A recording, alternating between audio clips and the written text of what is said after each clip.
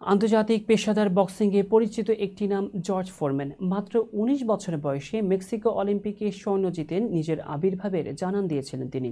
এরপর গড়েছেন অসংখ্য কীর্তি এবং জায়গা পেয়েছিলেন আন্তর্জাতিক বক্সিংয়ের হল অফ ফেমে। তবে এবার না ফেরা দেশে পাড়ি জমিয়েছেন এই কিংবদন্তি। শনিবার অফিসিয়াল ইনস্টাগ্রাম অ্যাকাউন্টে মৃত্যুর খবর নিশ্চিত করেছে জর্জ ফোরম্যানের পরিবার। মৃত্যুকালে তার বয়স হয়েছিল ৭৬ বছর। ফোরম্যানের পরিবার জানিয়েছে, আমাদের হৃদয় আজ বিক্ষিপ্ত। গভীর শোকের সঙ্গে আমরা আমাদের প্রিয় জর্জ এডওয়ার্ড ফোরম্যান সিনিয়রের প্রয়াণের খবর জানাচ্ছি। তিনি ২০২৫ সালের ২১ মার্চ তার প্রিয়জনদের উপস্থিতিতে শান্তিপূর্ণভাবে পৃথিবী ছেড়েছেন।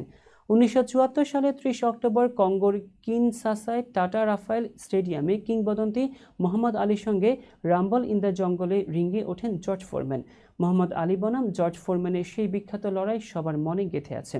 উল্লেখ্য, ১৯৪৯ সালের ১০ জানুয়ারি টেক্সাসের মার্শালে জন্মগ্রহণ করেন ফোরম্যান। আমেরিকার দক্ষিণাঞ্চলের এক প্রত্যন্ত অঞ্চলে মায়ের সঙ্গে ৬ ভাইবোন মিলে বেড়ে ওঠেন তিনি।